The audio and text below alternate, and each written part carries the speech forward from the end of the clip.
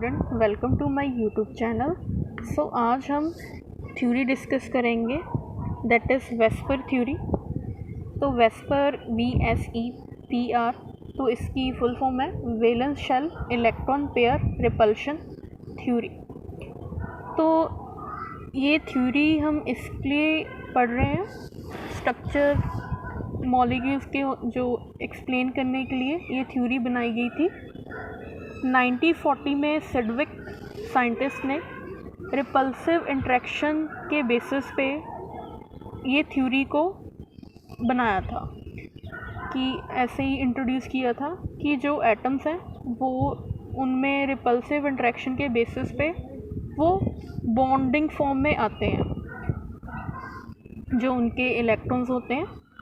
Next जो नाइलॉम and Gillespie, in scientist ने further इस थ्योरी को मॉडिफाई किया था। इन साइंटिस्ट ने के अकॉर्डिंग जो नंबर ऑफ इलेक्ट्रॉन पेयर होते हैं, चाहे वो बॉन्डिंग हो चाहे वो नॉन बॉन्डिंग हो, वो पार्टिसिपेट करेंगे बॉन्डिंग में।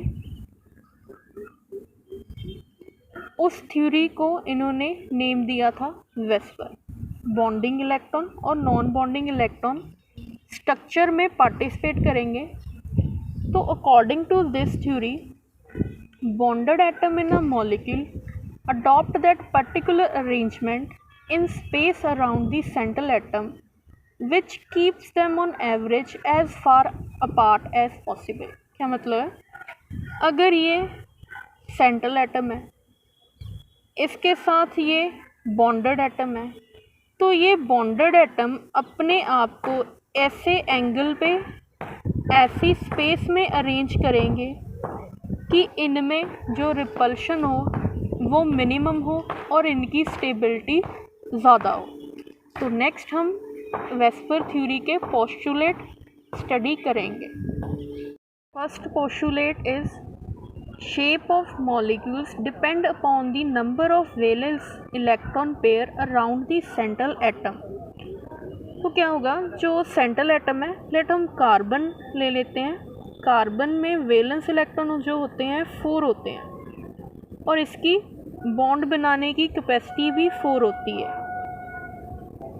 सो ये इसके 4 वैलेंस इलेक्ट्रॉन हो गए, तो 4 बॉन्ड बन गए, जो 4 हाइड्रोजन के साथ बॉन्ड बनाएगा ये। नेक्स्ट हम ज्योमेट्री डिस्कस करेंगे।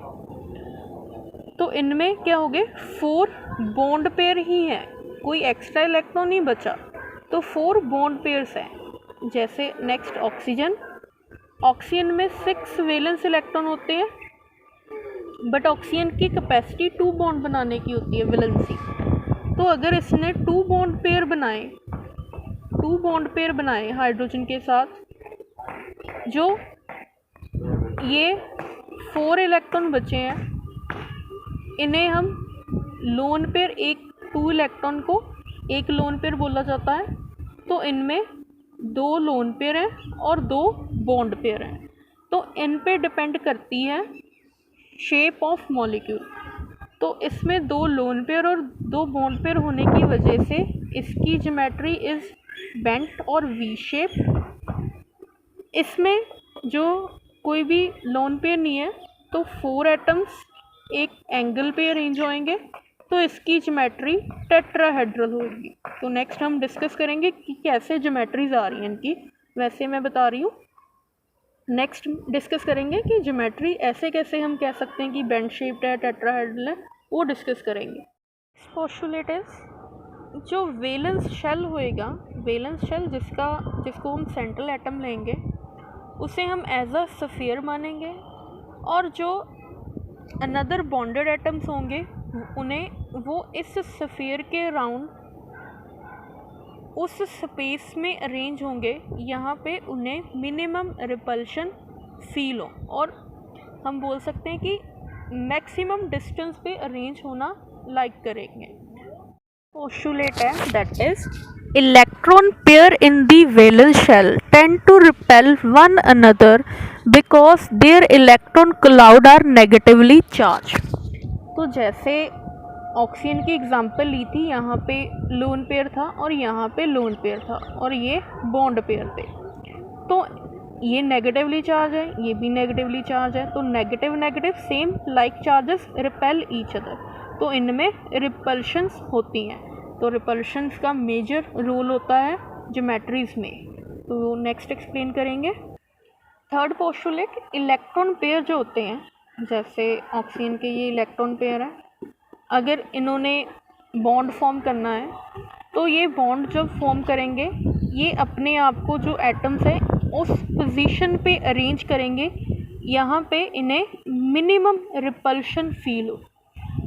मिनिमम रिपल्शन इसलिए होनी चाहिए क्योंकि अगर रिपल्शन कम होगी तो उस मॉलिक्यूल की स्टेबिलिटी ज़्यादा होगी।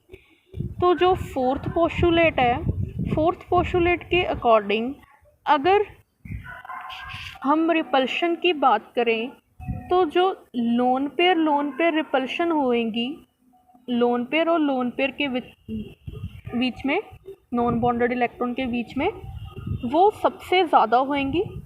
अगर लोन पेयर बॉन्ड पेयर को कंपेयर करें, लोन पेयर बॉन्ड पेयर वो ज़्यादा होएंगी as compared to bond pair repulsion. Six postulate के अकॉर्डिंग मैक्सिमम रिपल्शन होती है 90 डिग्री के एंगल पे। मैक्सिमम रिपल्शन जो होएगी वो 90 डिग्री के एंगल पे होएंगी और सबसे वीक जो होएगी, वीकर कह सकते हैं, 120 डिग्री के, और वीकेस्ट जो होती है वो 180 डिग्री के एंगल पे। तो हम ये कंसिडर कर सकते हैं अगर एंगल 100 से ज़्यादा हो तो रिपल्शन कम होती है, तो उनकी स्टेबिलिटी ज़्यादा होएगी अगर रिपल्शन कम हो। तो ये थे postulate of VSEPR theory. Next हम ज्योमेट्रीज और शेप्स डिस्कस करेंगे मॉलिक्यूल्स की on the basis of VSEPR theory. Thank you for watching.